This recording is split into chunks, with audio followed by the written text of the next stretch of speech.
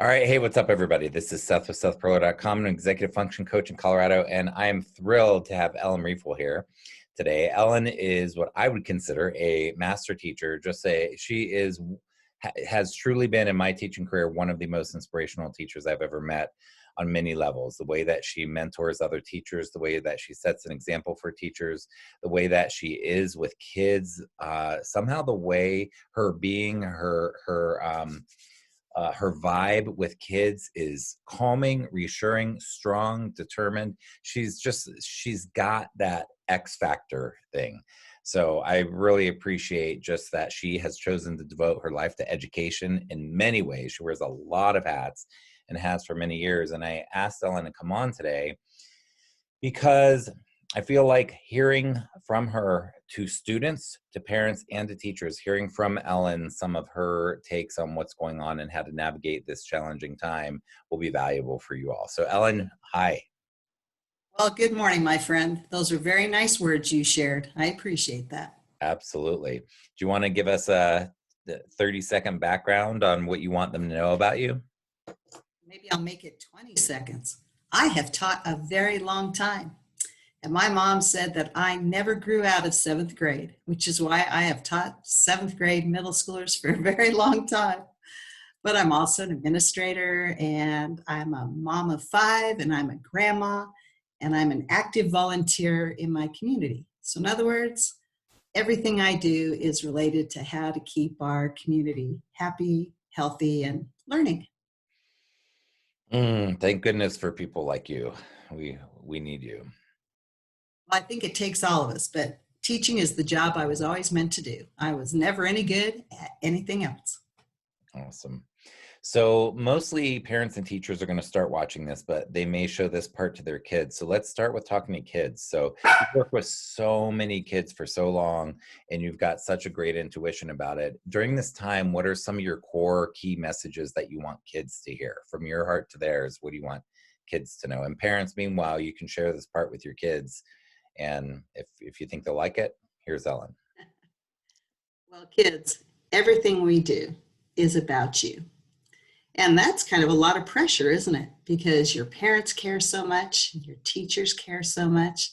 And I think we adults forget that that's an actual pressure to somebody to know that you have such high hopes and expectations for them.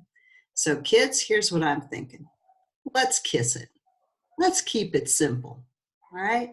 Now, keeping it simple means how about we do school at home a little bit like how we do it at school. You come to me all the time and you say, Miss Riefel, I need another copy of my schedule because that schedule is so important to you. Well, it's absolutely the same at your home. Everybody's been running on a different schedule, and now you, with your parents, need to build a new schedule. And it needs to be balanced and have the same kinds of things that you had at school. In other words, it needs to have a little bit of that content. It's got to have a little bit of lunch and social. It's got to have a little bit of getting outside. And more than anything, you have to keep to it. It's really important that you help your parents build this schedule because parents have been out of school a little while and you actually know scheduling better than your parents. So how about you lead that effort in your house? Okay. Now, when you're building that schedule, I want you to make sure that weekdays look totally different than weekend. Man, is that important. So, for example, if you used to have sleepovers with your friends on Saturdays, oh, I still want you to do that, only now I want you to do it with your family in your home.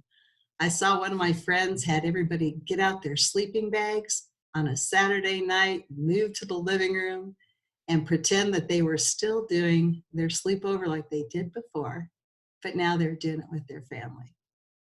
So parents, I know that it's your nature to just want to kind of set that schedule, but really this is a good time to listen to your kids because they live a very strict schedule at school, and not having it is throwing them off a little bit. It's making them uncomfortable and sort of disconnected. So even scheduling time when they're going to be online with their friends using Zoom or Google Hangouts or whichever tool you're using, That's really important. We get that every day in passing period, or we get that when we get to go to lunch and have recess. But it's not throughout the whole day. It's actually kind of scheduled. So that's my first advice to kids.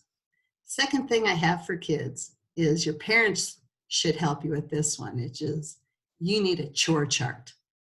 Just like when you were little, everybody has to work. And this is so important to us at every level, whether you're young or old. We all need to work and feel good about our work. So parents, if you can think of all the chores that need to be done and then let your kids have some choice. Kids, I want you to do it with an open and happy heart. I want you to do it because you know that it makes your parents feel better. It helps you to be organized and feel good. And later when we're released from this quarantine, the world needs you. I always tell my students, pick something in the world that you can do. It doesn't have to be crazy big. It can be simple. But all of us need to do things for ourselves and for our family and for our community. So I'm really hoping you'll think about that one. And a good example would be my husband runs an assisted living. And that's where elderly people live. And right now they're in quarantine too. But they would actually love to have a little meeting and see a kid's face on their computers, which they have at the home and their phones.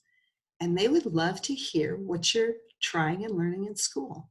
And they'd love to tell you all the knowledge that they have too.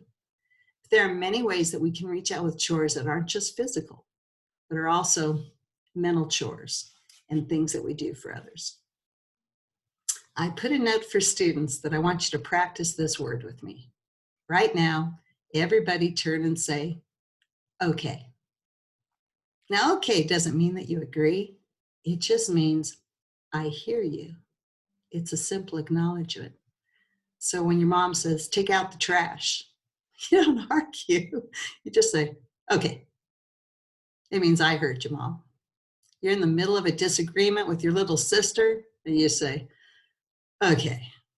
And you try to leave the attitude out of it and maybe leave out the rolling of the eyes and you just say, okay. Because you're in a small space and conflicts are hard on people. And if you just use that phrase, okay, it releases that tension.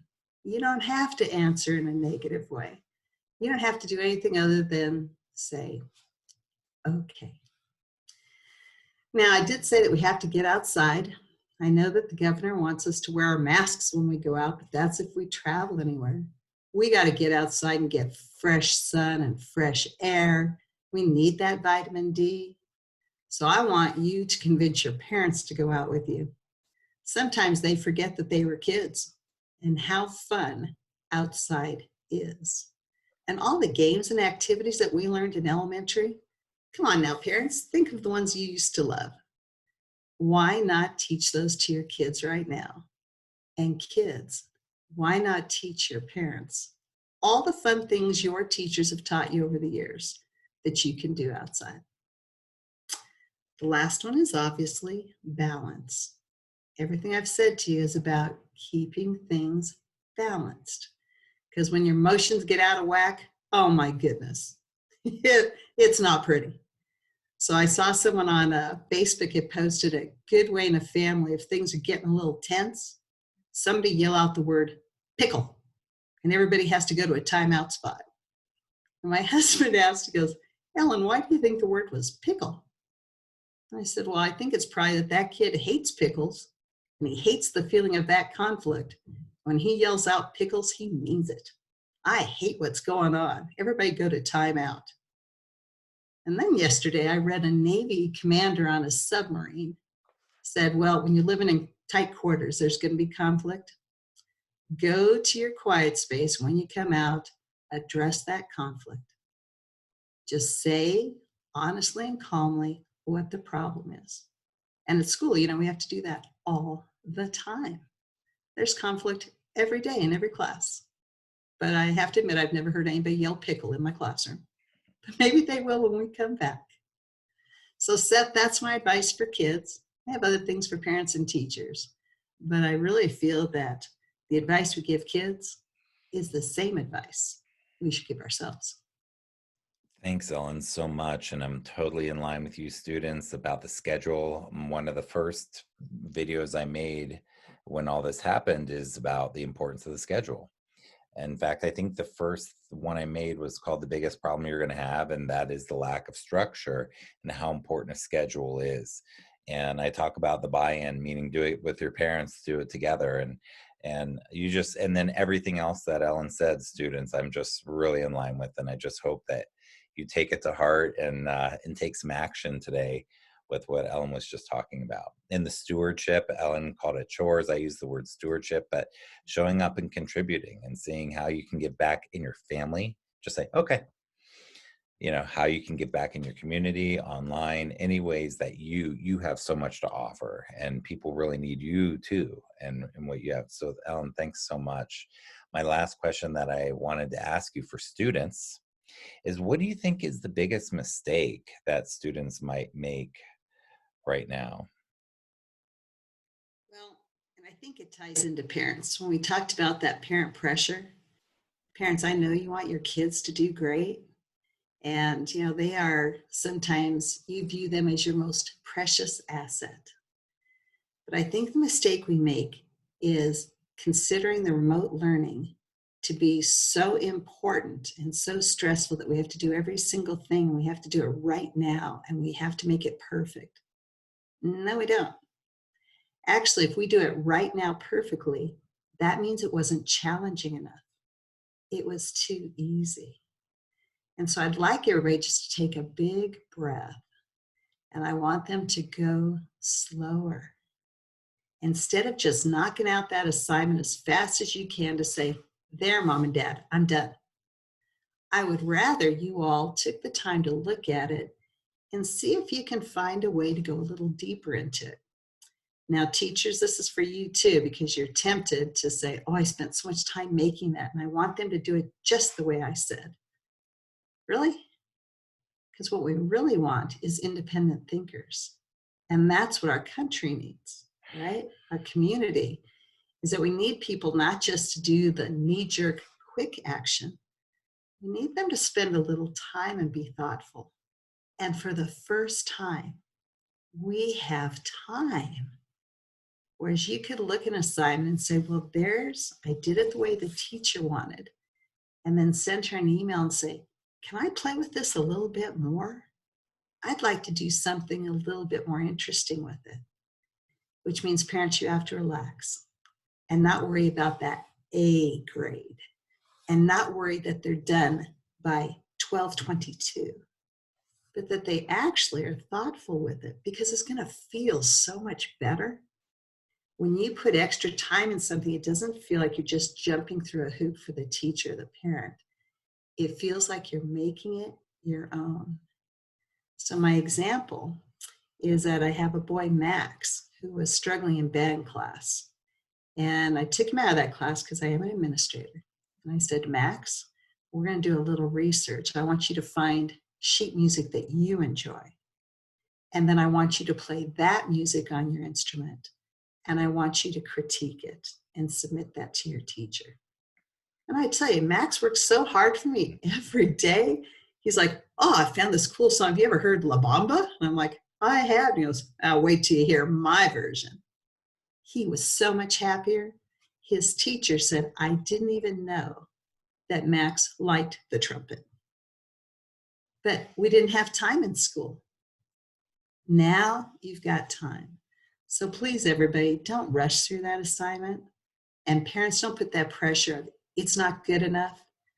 Let our children really dig in and enjoy what's being presented. That was amazing. That's an incredible, incredible response. Thank you so I'm glad much. you didn't tell me ahead of time. I couldn't even prepare for that. That was just off the cuff. That's my secret question. I told Ellen I had one question I was going to ask. Let's shift on to parents then. Students, thank you so much for watching, and you're welcome to watch on or not. But focusing on parents, what are some of your heartfelt messages to parents at this time, Ellen? Meanwhile, that was awesome. I could not, I could not have said it better. That's okay, because I'm going to jump right from there that parents, it's okay to go slow, right? I know that our world is such a fast place. Everything is fast paced and we have to get things done. And there's so much pressure on parents. I remember feeling that because I was a single parent for quite a few years. And the stress to try to be everything to everybody, so hard. But I really want is just to slow down, slow everything down. I know your brain is going 1,000 miles a minute thinking everything that is different and hard and unfamiliar. But this might be a great opportunity to have something that most of us haven't had in the last decade or two, which is extended time with our children. And I used to wish for that. I wish that I could stay home with my kids and just couldn't figure it out. But if we're looking to the positives, which Seth knows is always my thing, I'm not a Pollyanna. I don't try to dismiss the fact that we have troubles, but I'm always looking for what is the moment right now that brings me joy. Whether you're religious or not, the great leaders in all the churches say the same thing. Look for that moment of joy. And it's probably something very small. Here's an example. My PE teacher is a single parent. He's home with his 2 little toddler girls.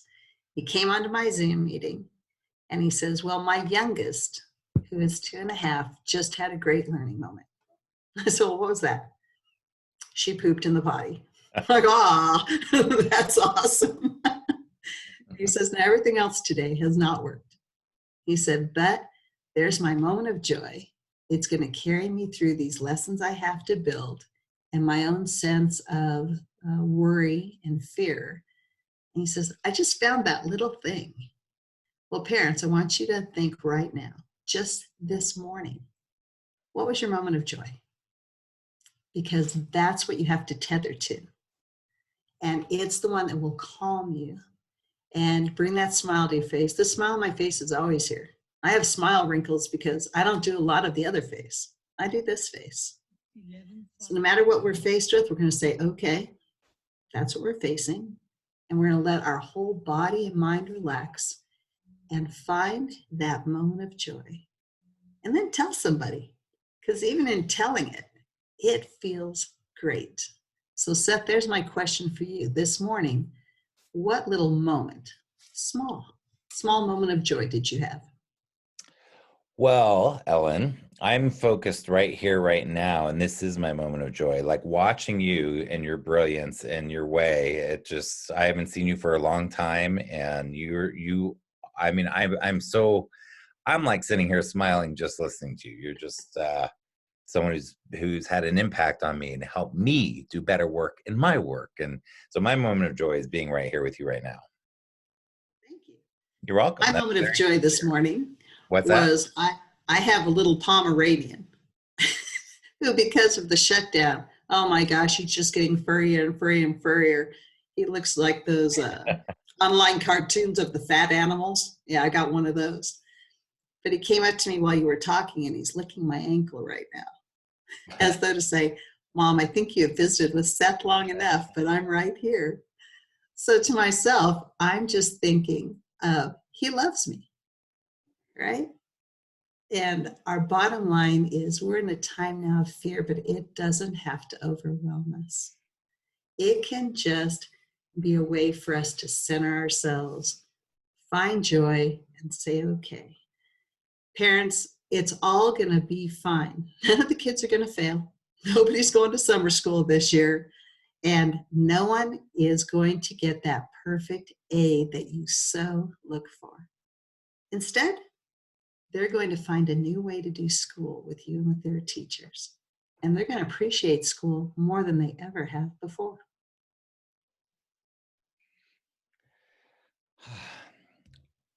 Awesome. And is there a mistake that you want to share with parents? Like we as parents don't make enough mistakes? No, but I'm just saying, is there something that at this time you've heard some repeating patterns that might be useful for them to hear or not? Well, I think for parents, it all comes down to finances, Seth. If our finances are okay, then we can control our emotions. And when the finances aren't okay, then fear, literally terror, rules our lives because we know people are dependent upon us. So parents, I think that's the first thing you look at. If your finances, because of losing jobs and house payments and all those things, are terrorizing you, you have to find a way to do meditation to calm yourself because there's nothing you can do about that right now. And literally, at least half of our country is right there with you. It's not your fault. Take that burden off. It's not your fault. But worry stresses our kids. One of my students wrote to me this morning and he says, I'm only scared because my mom is scared. And I understand that fear all those years when everything was dependent on me. I understand the fear. At the same time, we have to find a way to calm ourselves. Because if what we're doing is talking to our family and kids about all of our fears, fear is contagious. And so I don't want to say it's a mistake, Seth. I think it's just something that we have to be aware of. That just like joy and positivity is contagious, so is fear. So when we make that mistake of screaming or crying or losing it because this is so unfamiliar and unpredictable, it's okay to say, I'm sorry. I just need a minute and go somewhere and get your calm back and allow yourself that grace, that moment to say, I'm scared, but I'm here with my family. And that ultimately is what is most important. And that's what we need is just people to say, I can last through this and that help is coming. Awesome. I'm with you. And I think that the finance, the money represents security. It represents money is the way that we get the things that help us be secure. So not having those things is scary. That is fear that we're not going to have what we need for ourselves and our families. And that's a great point. And then do you want to move on to teachers? Sure. So I love teachers. Want to share teachers? Well, teachers, I've been a mentor for a very long time. And that's probably what Seth was referencing earlier, is that because it's the only thing I'm good at, I spend a lot of time studying it. I am not distracted by anything else. I am a blended learning coach in our district, which means I've been doing remote learning very long time. I started back when Seth and I were together at Thornton Middle. How long has that been? 20 years. Yeah. So I had a classroom there that was all remotely designed and have done that ever since, besides all my years in the classroom. So may I just say that you have to quit being competitive, teachers. you look at other people's lessons and you go, oh, there's the bar and mine has to be this. No, it doesn't. It just has to be you. Your children already love you. Your students already are bonded with you. You're not meeting new people, except for maybe some of my elective teachers who have new classes starting. These children already know you, and they just want you to be you. So keep it simple, make it authentic, right? Don't look for perfection, because that is an overreaching thing. You don't need that. But I find that too many of my teachers want their lesson to be even more engaging or more fun or more. No, how about less? Mm-hmm. And that one thing we put out is just so real and so us that it builds the relationship with our students. I'll give you a really good example. My choir teacher, who is brand new to all of this, she got on and she filmed herself singing a song at the piano. And she told the kids, I'm not very good at piano. I normally have my helper, but I'm going to try because I don't want to be perfect either.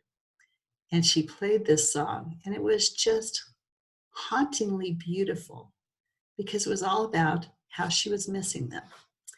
And she posted it and she said, I'm taking a big risk here being real with my kids. And what did all the children write back in their responses? Oh, that's amazing. You should be on The Voice. I hope I grow up to be like you. My mom sang that with me. It was just so authentic and real. And she only assigned one thing this week, which was pick the song that gives you meaning. And she said that she was so emotionally moved by what kids posted to her of the songs and the lyrics. She had to do the lyrics too. And the kids had to tell her what in the lyric moved them. Because she said, that's what music is. I look at Seth's background there with his guitars. Those are intentional, right? Music is important to him. And every kid that signed up for choir, music's important to them. And so literally, look what she did. She did one thing, a simple thing, but it was meaningful. So right now, the state tests are suspended. Standards, we always have those. I'm sure you can match it to whatever standard you need to match. But how about we look at whether or not the task built a relationship between you and your students? I think that is maybe where you should focus. Again, I couldn't have said it better myself. I am so on the same page. Yeah, I hear you saying teachers, meaningful, less is more in relationship. Is that a good summary? Oh, yeah. Ideally, it's what we do at school, but there are so many other things we have to do at school that we lose sight of that. Teachers, this is a gift, a time where you can slow down and really enjoy what you're teaching and what your kids show you in return. Thank you. Mm-hmm. Okay, I have to ask then the follow-up. What's the biggest mistake you and I don't mean, mistake in a bad way, but that you want to caution teachers about at this time? Exhausting themselves. I see it already in my friends. I meet with my teacher teams every day, and I have all the elective teachers, and then I have all the seventh grade teachers. And every one of them on Monday and Tuesday of this past week, oh my goodness, there were a lot of tears. There was so much fear because they want to be perfect. They want to be right? They don't want to fail our children. So teachers, we have so many people there to help you. So many of your colleagues, they love you. We reach out to them and we allow them to help us. So don't be an island. Don't be isolated. Okay. Reach out. I have this whole week, I've asked for help from lots of different people. Reach out. Do less. And remember why you became a teacher. Was it for the content? If it was for the content, dig deep and enjoy that and allow kids to play with it. If it wasn't for the content, if it was for the kids, which that's what I was. Content, yeah, I can learn any content. I was in it for the relationships.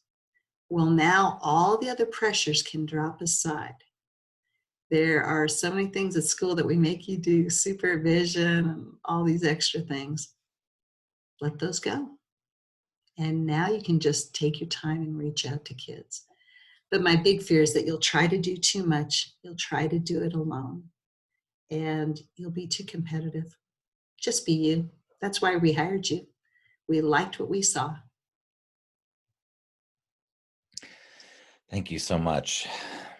That was perfect. I made a video for teachers a week or so ago saying my 5 biggest tips. And I think the first one was self-care, which is not exhausting yourself. And,